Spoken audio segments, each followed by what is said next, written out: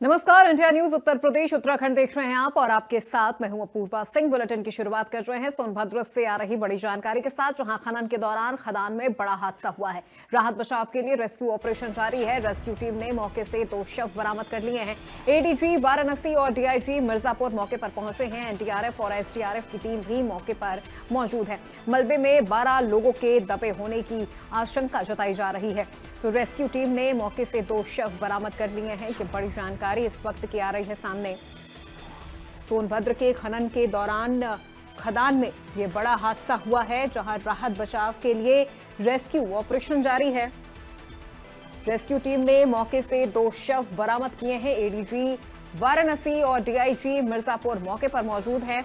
NDRF और SDRF की team भी मौके पर पहुंच चुकी है। सोनभद्र के खनन के दौरान ये खदान में बड़ा हादसा हुआ था, जहां पर अभी तक 2 जो शव हैं वो बरामद कर लिए गए हैं, जहां अभी भी कई लोगों के इस खदान में दबे होने की आशंका जताई जा रही है। तो ये बड़ी जानकारी इस वक्त की, जहां सोनभद्र के खदान में ये हादसा हुआ है। रेस्क्यू टीम ने 2 शव को मौके से बरामद किया है। फिलहाल अभी कई लोगों के अंदर दबे होने की आशंका जताई जा रही है। एडीजी वाराणसी और डीआईजी मिर्जापुर इस वक्त मौके पर वहां मौजूद हैं। रेस्क्यू ऑपरेशन लगातार जारी है। राहत बचाव के लिए रेस्क्यू ऑपरेशन चल रहा है। बताया जा रहा है कि अभी भी 12 लोगों के दबे होने की आशंका है।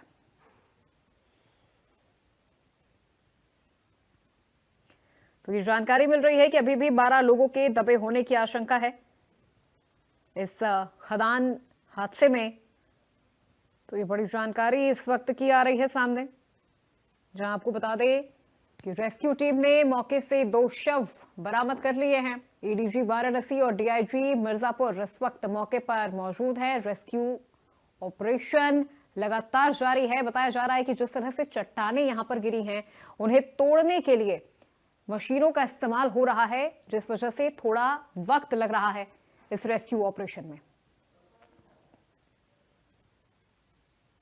तो पुलिस प्रशासन की टीम इस वक्त वहां पर मौजूद है। एडीजी वाराणसी और डीआईजी मिर्जापुर मौके पर मौजूद हैं। रेस्क्यू ऑपरेशन उनके निरीक्षण में हो रहा है। राहत बचाव के लिए रेस्क्यू ऑपरेशन जारी है। रेस्क्यू टीम ने मौके से 2 शव बरामद कर लिए। एडीजी वाराणसी और डीआईजी मिर्जापुर मौके पर मौजूद हैं। तो सोनभद्र से ये बड़ी जानकारी, सोनभद्र खदान हादसे से जुड़ी बड़ी खबर आपको दे रहे हैं। तो ये शनिवार दोपहर बड़ा खदान हादसा हुआ था। करीब 3 बजे का वक्त बताया जा रहा था, जब खनन के दौरान एक पहाड़ी का बड़ा हिस्सा अचानक टूटकर नीचे आ गिरा, जिससे मौके पर काम कर रहे कई मजदूर मलबे के नीचे दब गए हैं। फिलहाल रेस्क्यू ऑपरेशन इस वक्त वहां पर जारी है। तो देखिए, यहां पर जो ये खदान में जो ये हादसा हुआ है, बताया जा रहा है कि जो बड़ी चट्टान गिरी है, उस वजह से यहां पर रेस्क्यू ऑपरेशन में परेशानी आ रही है। और सोनभद्र में इससे पहले भी इस तरह के जो खदान में हादसे हैं, वो इससे पहले भी हुए हैं। फरवरी 2012 में भी इसी तरह का एक हादसा हुआ था, जहां गहरी खदान का एक हिस्सा दरकने से 12 लोगों की मौत हो गई थी। 2012 में 17 फरवरी को यह दर्दनाक हादसा हुआ था। तो एक बार फिर उसी हादसे की याद यहां पर ताज़ा होती नजर आ रही है। तो सोनभद्र खदान हादसे से जुड़ी ये बड़ी और जानकारी आप तक पहुंचा रहे हैं। चलिए बढ़ते खबरों में आगे। कानपुर से बड़ी जानकारी, जहां मेडिकल कॉलेज ने बोर्ड से हटाया शाहीन। एटीएस और दिल्ली पुलिस के इनपुट पर कार्रवाई हुई है। कैंपस में कई विभागों में यूपी एटीएस का जांच इस वक्त जारी है। रजिस्टर, रिकॉर्ड और दस्तावेज जब्त किए गए हैं। छात्रावास की तलाशी और सुरक्षा रिकॉर्ड खंगाले गए हैं। कैंपस में कई विभागों में यूपी एटीएस का जो जांच है वो यहां पर हो रहा है। सुरक्षा रिकॉर्ड खंगाले गए हैं। छात्रावास की तलाशी ली गई है। मेडिकल कॉलेज ने बोर्ड से शाहीन का नाम हटाया। जैसा कि ज्ञात हुआ है कि नेशनल हेडक्वार्टर ने उनको निष्कासित करने का कर दिया है। और एक ऑफिशियल मेल का हम लोग वेट कर रहे थे, जो कि पॉसिबली आज या कल में आ जानी चाहिए। जैसे ही आती है तभी हम आईएमए से उसकी घोषणा करेंगे। सर कितने साल से ये आईएमए की 2012 और 13 में ये और इनके हस्बैंड दोनों आईएमए के मेंबर, लाइफ मेंबर बने थे। और हालांकि उसके बाद में कोई इनकी खोज खबर नहीं थी कि ये कहाँ पे हैं। पॉसिबली कहीं दूसरे शहर में थे, लेकिन मेंबरशिप लाइफ लॉन्ग कानपुर से थी। किसी पद पे क्या करना है? किसी पद पे नहीं रहे और न ही बहुत एक्टिव मेंबर थे। अभी हम ऑफिशियल लेटर का वेट कर रहे हैं, लेकिन सूचना ऐसी मिली है कि हेडक्वार्टर ने उसको। तो वहीं वाराणसी में ड्रग विभाग की बड़ी कार्रवाई हुई है। 26 दवा कारोबारियों के खिलाफ केस दर्ज हुआ है। नशे वाले कफ सिरप की खरीद बिक्री की गई है। सिंडिकेट सरगना शुभम जायसवाल पर मुकदमा दर्ज हो चुका है। झारखंड से सिरप मंगवाकर राज्यों में सप्लाई की जाती थी। बिहार में नशे के लिए होती है कफ सिरप की बिक्री। तो नशे वाले कफ सिरप की खरीद बिक्री की गई है। वाराणसी से ये बड़ी जानकारी। ड्रग विभाग की ये कार्रवाई हुई है। 26 दवा कारोबारियों के खिलाफ केस दर्ज किया गया है। नशे वाले कफ सिरप की खरीद बिक्री की गई है। सिंडिकेट सरगना शुभम जायसवाल पर मुकदमा भी दर्ज हो गया है। तो ड्रग विभाग ने ये बड़ी कार्रवाई की है।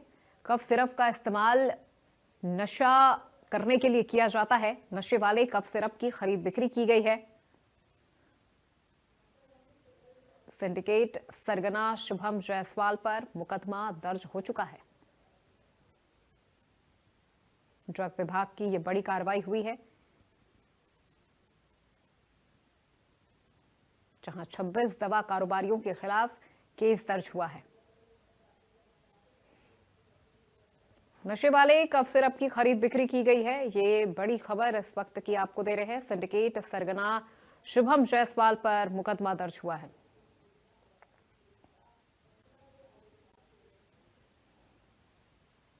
फेंसिडिल कफ सिरप की बात हो रही है।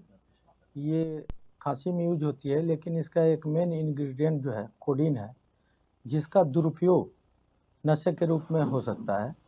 इसी के रिगार्डिंग ये जांच चल रही है। मुख्यालय से जो हमारे पे लिस्ट आई कि झारखंड से यहाँ पे सप्लाई हुई है, बनारस में अन्य जनपदों में हुई है। तो बनारस के हम लोग 26 फर्मों की जांच किए हैं, जिसमें कई लाख मतलब शीशियाँ। और ज्यादा जानकारी और अपडेट के साथ हमारे सहयोगी पंकज चतुर्वेदी हमारे साथ लाइव जुड़ चुके हैं। सीधे उनका रुख करते हैं। पंकज, क्या जानकारी मिल रही है इस पूरे मामले को लेकर? जी बिल्कुल, देखिए ये जो इतनी बड़ी जो कफ सिरप की जो एक तरीके से जो नकली कफ सिरप बना के नशे के रूप में इसका इस्तेमाल किया जाता था। मध्य प्रदेश, राजस्थान में कई बच्चों की मौत भी हुई थी। उसके जो 4 बनारस जुड़े हैं, यानी कि जो मुख्य अभियुक्त तो बनारस का शुभम जायसवाल बताया जाता है। और शुभम जायसवाल और उसके पिता समेत 26 लोगों के खिलाफ बनारस के कोतवाली थाने में मुकदमा दर्ज किया गया है। और एसीपी कोतवाली के अनुसार जहां जहां जो मुकदमे पंजीकृत हुए हैं इस कंपनी के खिलाफ, इन लोगों के खिलाफ सबसे सामंजस्य बना के पूरी जो है आगे की जो विधिक कार्रवाई की जाएगी। तो ये बहुत बड़ी कार्रवाई मानी जा रही है, क्योंकि जिस तरीके से इनकी जो तार फैले हुए थे और सैकड़ों करोड़ों रुपए का ये जो है अब तक इसका एक दूसरे स्टेट में इसको भेज चुके थे, तो इसको लेके बहुत बड़ी एक कार्रवाई मानी जा रही है। और यही नहीं, जिस तरीके से जो ड्रग इंस्पेक्टर है उनका साफ तौर पे कहना था कि जो लिखा पढ़ी इनके पास जो था उसका प्रॉपर रिकॉर्ड इन्होंने नहीं रखा था। कई लाख सिरप इन्होंने बेची, जिसको बेची उसका इनके पास हिसाब किताब नहीं था। तो कुल मिला के बनारस के जो 2 कारोबारी है, दवा कारोबारी, उनके खिलाफ भी मुकदमा पंजीकृत किया गया है। तो 26 लोग को उसमें आरोपी बनाया गया है और इन सभी के खिलाफ मुकदमा पंजीकृत किया गया है। शुभम जायसवाल जो कि फरार बताया जाता है, उसके लिए पुलिस लगातार दबिश दे रही है। और देखना यह है कि बनारस की कमिश्नरेट पुलिस कब उस तक पहुंचती है, क्योंकि उसके बारे में यह भी कहा जाता है कि उसने यहाँ पे बहुत लंबा चौड़ा रैकेट फैला रखा था। जो ये रैकेट है अंतर्राज्यीय रैकेट है, समझ सकती है कि बिहार, झारखंड, मध्य प्रदेश, राजस्थान, यहाँ तक इसके जो तार फैले हुए थे। जी बिल्कुल पंकज, और ऐसे में देखिए जानकारी ये भी मिल रही है कि इसके अलावा भी कई और भी ऐसे दवा कारोबारी हैं जिनके खिलाफ मुकदमा दर्ज हुआ है या जिन पर जांच की जो आंच है वो जाती हुई नजर आ रही है। ये बिल्कुल आपने सही कहा। जैसे मैंने बताया कि जो थोक व्यापारी दवा के हैं उनके खिलाफ भी मुकदमा पंजीकृत किया गया है। यहाँ की जो थोक दवा मंडी है, जिसे सप्तसागर के नाम से जाना जाता है, तो सप्तसागर मंडी के जो थोक व्यापारी हैं, उनके खिलाफ भी जो मुकदमा पंजीकृत किया, यानी कि 26 व्यापारी और ये पिता पुत्र मिला के कुल 28 लोगों के खिलाफ जो है मुकदमा दायर किया गया है कोतवाली थाने में। जी ठीक है, बिल्कुल, बहुत शुक्रिया पंकज इस पूरी जानकारी और बातचीत के लिए। खबर गोरखपुर से मिल रही है, जहां रामगढ़ ताल के होटल में आग लगी है। भीषण आग यहां पर लगी है। हादसे में एक होटल कर्मचारी की मौत भी हो गई है। दमकल विभाग की टीम ने आग पर काबू पाया है। सीएम योगी ने शॉर्ट सर्किट से हुए हादसे का संज्ञान लिया है। मृतक के परिजनों के प्रति संवेदना व्यक्त की गई है। घायलों के समुचित उपचार के निर्देश दिए गए हैं। सीएम योगी से शॉर्ट सर्किट से हुए हादसे का उन्होंने संज्ञान लिया है। मृतक के परिजनों के प्रति तो गोरखपुर से ये खबर मिल रही है, जहां रामगढ़ ताल के होटल में ये भीषण आग लगी है।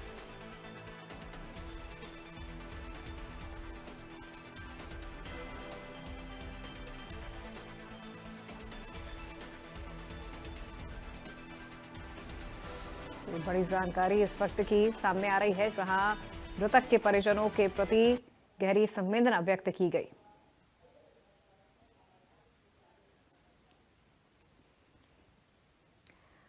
और इसी खबर पे ज्यादा जानकारी के साथ सहयोगी आशीष शाही हमारे साथ फोन लाइव हमारे साथ जुड़ चुके हैं। सीधे उनका रुख करते हैं। आशीष, क्या जानकारी मिल रही है इस पूरे हादसे को लेकर? जी बिल्कुल, मैं आपको बता दूं कि गोरखपुर के तारामंडल स्थित होटल में सुबह तड़के आग लगी, जिसके कारण पूरे 3 मंजिला इमारत में भीषण आग लग गई। सभी लोग तो बाहर निकल गए, लेकिन एक शख्स जो हाउसकीपिंग का था वो फंस गया और वो अपने आप को बाथरूम में बंद कर लिया आगजनी से बचने के लिए। लेकिन धुआं इतना ज्यादा था कि उससे उसकी मौके पे ही मौत हो गई। जैसे फायर ब्रिगेड को सूचना मिली, फायर ब्रिगेड की पूरी टीम 4 फायर ब्रिगेड की गाड़ियां निकली और आग पे बहुत ही मुशक्कत के बाद उस पे काबू पाया गया।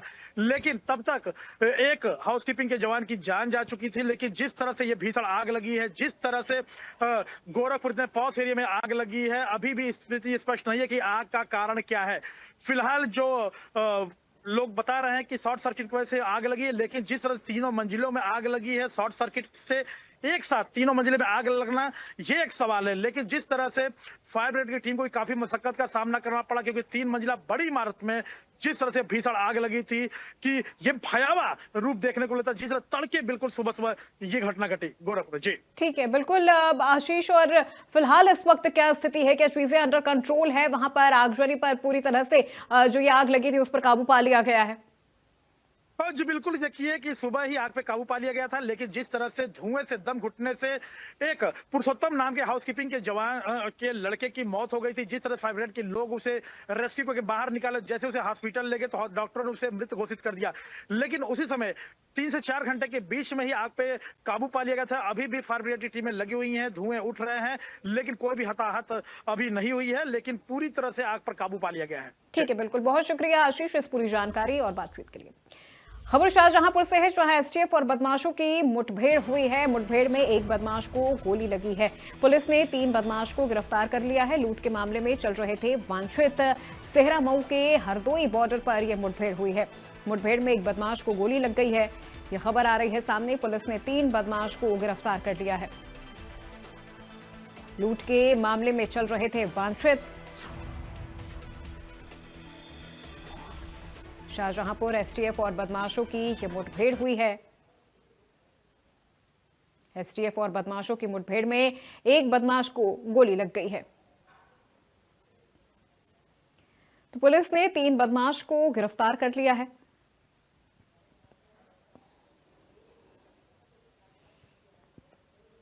ये बड़ी जानकारी आ रही है सामने, जहां पर मुठभेड़ में एक बदमाश को गोली लगी है। एसटीएफ और बदमाशों की ये मुठभेड़ हुई है।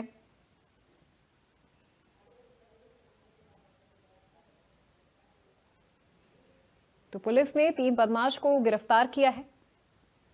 लूट के मामले में चल रहे थे ये वांछित।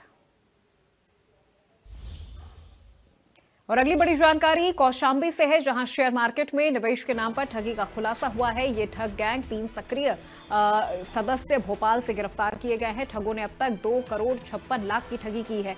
इनके कब्जे से लैपटॉप, मोबाइल, आधार कार्ड बरामद किए गए हैं। फर्जी खाते, एटीएम और आधार कार्ड बनाकर ये निकालते थे रकम। कौशाम्बी से ये खबर, शेयर मार्केट में निवेश के नाम पर ठगी का खुलासा हुआ है। ठग गैंग 3 सक्रिय के सदस्य भोपाल से गिरफ्तार। ठगों ने अब तक 2 करोड़ 56 लाख की ठगी। कब्जे से लैपटॉप, मोबाइल, आधार कार्ड बरामद। फर्जी खाते, एटीएम, आधार बनाकर निकालते थे रकम।